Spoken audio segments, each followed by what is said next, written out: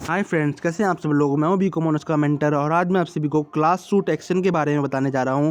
Class suit action auditing and corporate governance का काफ़ी ज़्यादा इंपॉर्टेंट टॉपिक है। सो चलिए शुरू करते हैं। क्लास सूट एक्शन के बारे में चैनल को लाइक ज़रूर कर दीजिएगा और सब्सक्राइब ज़रूर कर दीजिएगा। सो चलिए शुरू करते हैं। क्लास सूट एक्शन क्या होता है। क्लास सूट एक्शन का मतलब बेसिकली क्या होता है। क्लास सूट एक्शन सेक्शन 245 के अंदर लागू हुआ था, जो कंपनीज एक्ट 2013 के अंदर आया था। मैं आपको बताता हूँ इसका मतलब क्या होता है। Large group of people having similar injuries caused by same person collectively by a claim. इसका मतलब बेसिकली ये है कि जब काफ़ी सारे लोग मिलके एक क्लेम करें कोर्ट के अंदर एक सिमिलर पर्सन के अगेंस्ट, ये सिमिलर कंपनी के अगेंस्ट, उसे कहते हैं क्लास सूट एक्शन। मतलब यहाँ पे क्या होता है कि काफ़ी सारे लोग मिलके एक कंपनी के खिलाफ, एक सिमिलर कंपनी के खिलाफ क्या करें, केस फाइल करें जिसमें क्या हो, उनको सिमिलर इंजरीज हो किसी कंपनी से उसे कहते हैं क्लास सूट एक्शन, क्योंकि किसी कंपनी ने उनके साथ फ्रॉड किया हो। फॉर एग्जांपल कई बार क्या होता है, कंपनीज क्या होती हैं, शेयर होल्डर से पैसा लेती हैं। क्या करती हैं, शेयर होल्डर से पैसे लेती हैं और फिर फ्रॉड कर देती हैं। सो उन फ्रॉड के चक्कर में शेयर होल्डर का पैसा डूब जाता है। तो ऐसा कुछ ना हो कि शेयर होल्डर का पैसा डूब जाए, और अगर डूब भी जाए तो वो सारे मिलके एक कंपनी के खिलाफ, वो सारे कंबाइन मिलके एक कंपनी के खिलाफ एक लिटिगेशन फाइल करें या एक पिटीशन फाइल करें कोर्ट के अंदर, जिससे क्या हो, उनका केस लड़ा जाए अकेले मिलके। ठीक है, वो सारे एक साथ आ जाएं, उसे कहते हैं class suit action. Basically class suit action India के अंदर नहीं था, मगर सन 2013 के बाद ये इंडिया के अंदर आ गया।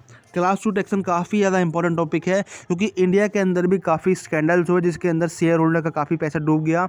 ये अमेरिका के अंदर शुरू हुआ था क्लास सूट एक्शन। मैं आपको बताता हूँ उसका डीपली मीनिंग क्या हुआ था, ये क्लास सूट एक्शन क्या होता है। सो आपको समझ में आ गया हो क्लास सूट एक्शन का मतलब क्या होता है। Large group of people having similar injuries caused by same person, ठीक है, to claim in court against him. ये कंसेप्ट कब चालू हुआ था, 1938 में चालू हुआ था यूनाइटेड स्टेट्स ऑफ अमेरिका के अंदर। अमेरिका के अंदर बहुत सारी चीज़ें चालू होती हैं। सो अमेरिका के अंदर ये 1938 के अंदर चालू हुआ था। This also called representative action. इसको एक और नाम से जाना जाता है, अगर एग्जाम में आ जाए व्हाट इज़ रिप्रेजेंटेटिव एक्शन। सो आपको जस्ट डायरेक्टली ये बता देना है कि representative action class suit action के नाम से भी जाना जाता है। और इसका मतलब क्या होता है कि काफ़ी सारे लोग मिलके एक सिमिलर कंपनीज के अगेंस्ट, इंजरी के अगेंस्ट क्लेम करे कंपनी के अंदर कि उनको उनका पैसा वापस मिले। और यहाँ पे पैसा कौन देती है, गवर्नमेंट उनको वापस देती है, चाहे वो कंपनी को बेच के, कंपनी को जैसे कहते हैं ना कि उसको कंपनी को जितनी एसेट थी उसको बेच दिया, उसके बाद जो पैसा मिले उस फॉर्म में रिटर्न करे, या फिर गवर्नमेंट अपने फंड से गवर्नमेंट लोगों को पैसा वापस करे। अब कह रहा है this is done to protect the interest of members of class who are geographically dispersed and secondly to reduce duplication of litigation. Basically इसके अंदर मतलब ये है कि इससे क्या हो कि जो मेंबर्स ऑफ क्लास, वो लोग हैं जो इतने कैपेबल नहीं हैं कि वो केस कर पाएँ कोर्ट के अंदर, वो इतने कैपेबल नहीं हैं कि वो केस के अंदर, कोर्ट के अंदर केस कर पाएँ, और साथ ही साथ वो काफ़ी ज़्यादा डिस्पर्स्ड हैं, मतलब अलग अलग जगह पे रहते हैं, फैले हुए हैं। और दूसरी बात कि उनकी उससे क्या होगा, काफ़ी ज़्यादा लिटिगेशंस अगर वो फाइल करेंगे अलग सेपरेटली, तो कोर्ट का काम बढ़ जाएगा, कोर्ट का बर्डन बढ़ जाएगा। और इस बर्डन को रिड्यूस करने के लिए क्लास सूट एक्शन लाया गया, जिससे काफ़ी ज़्यादा कोर्ट का बर्डन रिड्यूस हो जाता है, क्योंकि यहाँ पे काफ़ी सारे लोग मिलकर इंडिविजुअली, सिंगली क्या कर सकते हैं, केस फाइल कर सकते हैं। समझ में आ रहा है आपको। तो क्लास सूट एक्शन का जो एक्ट है ये लाया गया कब, इंडिया के अंदर लाया गया। तो मैं आपको बता दूं 2013 के अंदर इंडिया के अंदर आया ये कंपनीज एक्ट 2013 के अंदर, सेक्शन 245 इसके अंदर, इसका सेक्शन नंबर 245 है। समझ में आ गया आपको। इसके बारे में बात करते हैं कि इसका एडवांटेज क्या होता है। बेसिकली इसका पहला एडवांटेज है कि clubbing of similar application litigation which could make the case bigger highlighted in the media. इसका मतलब है कि सिमिलर एप्लीकेशंस और वो लिटिगेशंस, फिर बता दूं, सिमिलर एप्लीकेशंस और वो लिटिगेशंस जो किसी कोर्ट के अंदर किसी सिमिलर कंपनी के अंदर दाखिल की जाती हैं, किसी सिमिलर कंपनीज के अगेंस्ट, तो उसे कहते हैं क्लास सूट एक्शन। तो उससे क्या होता है कि काफ़ी सारे लोग मिलके एक कंपनी के अंदर या कंपनी के सीईओ के अगेंस्ट क्या कर पाएँ, केस कर पाएँ, जिससे कंपनी का बर्डन रिड्यूस हो, उसे ये एडवांटेज है। नेक्स्ट है रिड्यूस बर्डन ऑफ कोर्ट का बर्डन रिड्यूस होता है। नेक्स्ट है रिडक्शन ऑफ कॉस्ट, जो सारे लोग एक साथ मिलके अलग अलग वकील करने वाले थे, पहले तो अलग अलग वकील करते, मगर अब एक साथ मिलके एक इंडिविजुअल लॉयर उनको हायर करना है, जिससे क्या होगा, लॉयर की फ़ीस कम हो जाएगी। ठीक है, लॉयर का खर्चा कम हो जाएगा। नेक्स्ट है it will reduce duplication of litigation. इससे क्या होगा, डुप्लीकेशन ऑफ लिटिगेशन कम हो जाएंगे। क्यों कम हो जाएंगे?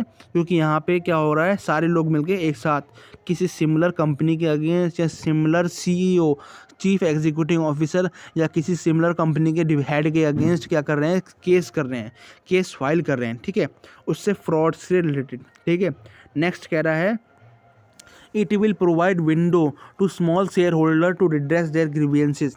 देखो, ग्रीवियंसेस का मतलब क्या होता है, कोई शिकायत। ग्रीवियंसेस का मतलब शिकायत, और रिड्रेस का मतलब देना। रिड्रेस का मतलब कुछ चीज़ को देना। तो यहाँ पे क्या होता है, ये एक रास्ता प्रोवाइड करता है छोटे शेयर होल्डर्स को, जिससे कि वो अपनी शिकायतें क्या कर पाएँ, कोर्ट के अंदर दे पाएँ। जुडिशनल लिमिटेशंस क्या होते हैं, मतलब कोर्ट के अंदर वो क्या कर पाएँ, कंप्लेंट कर पाए अपने केस के रिलेटेड।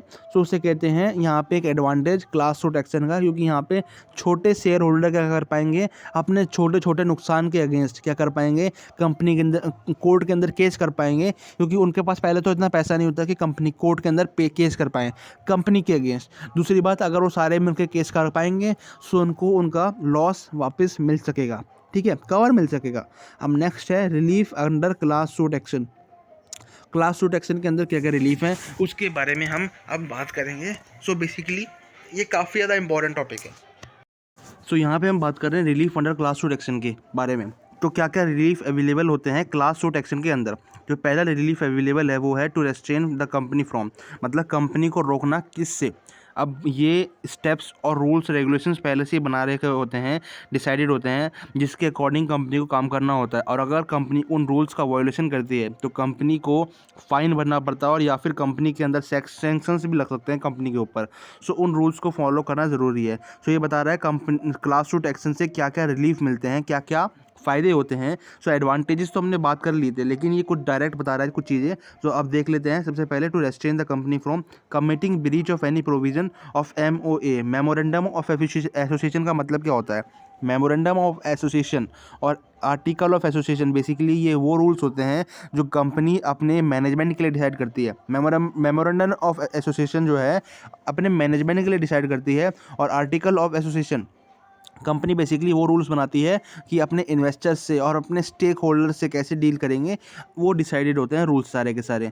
सो AOA और MOA के अंदर सारे के सारे रूल्स रिटर्न होते हैं, जिसके अकॉर्डिंग कंपनी को काम करना होता है। वो सारे के सारे रूल्स के अकॉर्डिंग कंपनी काम करती है। सो अगर कोई भी रूल्स का वायोलेशन होता है तो कंपनी के अगेंस्ट, कंपनी का चाहे एम्प्लॉय क्यों ना हो, चाहे कस्टमर क्यों ना हो, चाहे इन्वेस्टर क्यों ना हो, कोई भी कंपनी के अगेंस्ट केस कर सकता है, केस फाइल कर सकता है।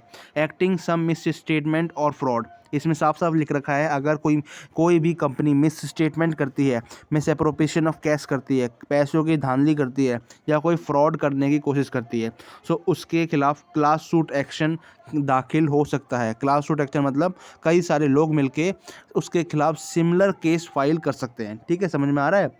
Doing an act which is contrary to provision of an act, मतलब वो एक्ट करना जो कि किसी रूल, एक्ट यहाँ पे ACAT, ये जो बड़ा वाला एक्ट लिखा है ना, इसका मतलब रूल्स है कि कोई ऐसा काम करना जो किसी रूल के अगेंस्ट हो, उसके अकॉर्डिंग भी क्या होगा, यहाँ पे क्लास सूट एक्शन फाइल कर सकते हैं। ठीक है, नेक्स्ट है taking an action contrary to resolution passed by member, मतलब या फिर अगर कंपनी के जो मेंबर्स होते हैं, मेंबर्स मतलब बोर्ड ऑफ डायरेक्टर्स ने जो रूल्स बना रखे हैं, उसके खिलाफ अगर कोई कंपनी काम करती है उसके अगेंस्ट, ठीक है, सो वहाँ पे वो रूल्स के अगेंस्ट अगर काम होता है तो क्या होगा, क्लास सूट एक्शन फाइल कर सकते हैं कंपनी के मेंबर्स, या कोई और भी कर सकता है। अगर मेंबर ने जो रूल बना रखा है उसके अगेंस्ट कोई काम होता है, बस ये है कि वो जो रूल्स बना रखे हैं वो एनवायरनमेंट को नुकसान ना पहुंचाए, और साथ ही साथ किसी इंडिविजुअल पर्सन की प्रॉपर्टी को नुकसान ना पहुंचाए, कुछ रूल्स हैं उनको कॉन्ट्रडिक्ट ना करें। नेक्स्ट है, अब ये तो मैंने 4 बता दिए। ठीक है, 4 क्या क्या हैं रूल्स जो कंपनी को फॉलो करने हैं, और कंपनी क्या उन रूल्स के अगेंस्ट काम नहीं कर सकती, अगर करेगी तो क्लास सूट एक्शन फाइल हो सकता है कोर्ट के अंदर। अब दूसरा वाला है डैमेजेस क्लेम करने के लिए भी कंपनी के अंदर केस फाइल होता है। एक तो कंपनी क्या है, कंपनी के स्टेक होल्डर्स, चाहे इन्वेस्टर हो, चाहे एम्प्लॉयज़ हो, चाहे कस्टमर हो, वो कोर्ट को बता सकते हैं, दुनिया को, सभी लोगों को बता सकते हैं कि यहाँ पे ये कंपनी गलत काम करती है, इसलिए वो केस फाइल कर दें कंपनी के अंदर, क्लास सूट एक्शन फाइल कर दें। या फिर उनको कुछ क्लेम करना हो, मतलब अपना डैमेजेस क्लेम करना हो, उन्होंने अपना पैसा इन्वेस्ट कर रखा हो उसको वापस लेना हो, तो वो कोर्ट में इसलिए भी फाइल कर सकते हैं। बता रहा है टू क्लेम डैमेजेस और कंपनसेशन और demand any other suitable action form from और अगेंस्ट। मतलब अगर उन्होंने कंपनसेशन या डैमेजेस क्लेम करने हो या फिर डिमांड करनी हो, क्या कोई सा भी सूटेबल एक्शन उनके अगेंस्ट या फिर उनसे, मतलब पहले तो उनसे पैसा लेना हो या फिर उनके अगेंस्ट कोई केस करना हो। कह रहा है कंपनी और इट डायरेक्टर्स के अगेंस्ट, ठीक है, या फिर ऑडिट फर्म के अगेंस्ट या ऑडिटर के अगेंस्ट। अगर उन्होंने कुछ गलत ऑडिट किया है, ऑडिटिंग में कोई गलत किया है, ऑडिट रिपोर्ट गलत बनाई है, लिखा है ना misleading statement made in the report, मतलब ऑडिट रिपोर्ट गलत बनाई है, फेक ऑडिट रिपोर्ट बनाई है, तो उसके अगेंस्ट भी ऑडिट फर्म के अगेंस्ट या ऑडिटर के अगेंस्ट क्या है, केस फाइल कर सकते हैं। या फिर कंपनी या उसके डायरेक्टर के अगेंस्ट भी केस फाइल हो सकता है। नेक्स्ट कह रहा है एनी एक्सपर्ट और एडवाइज़र और any other person for incorrect और misleading statement made to the company और एनी फ्रॉडलेंट अनलॉफुल और रॉन्गफुल एक्ट। मतलब कोई एक्सपर्ट और एडवाइज़र या फिर कोई दूसरा पर्सन जो इनकरेक्ट या मिसलीडिंग स्टेटमेंट्स कंपनी के अंदर बना रहा है, उसके खिलाफ भी केस फाइल कर सकते हैं। मतलब कंपनी के अंदर कोई हेड हो, एक्सपर्ट हो, एडवाइज़र हो, जो गलत स्टेटमेंट्स कंपनी के अंदर बना रहा है, उसके खिलाफ भी केस फाइल कर सकते हैं। तो ये सारे के सारे रिलीफ अवेलेबल हैं जिसके according class suit file action हो सकते हैं। मतलब इन रीजंस के अंदर क्लास सूट फाइल हो सकता है। कोई भी डाउट हो आप मुझसे कमेंट में पूछ सकते हैं, रिप्लाई ज़रूर करूँगा। आपको नोट्स का लिंक डिस्क्रिप्शन में मिल जाएगा। चैनल को लाइक और सब्सक्राइब ज़रूर कर दीजिएगा।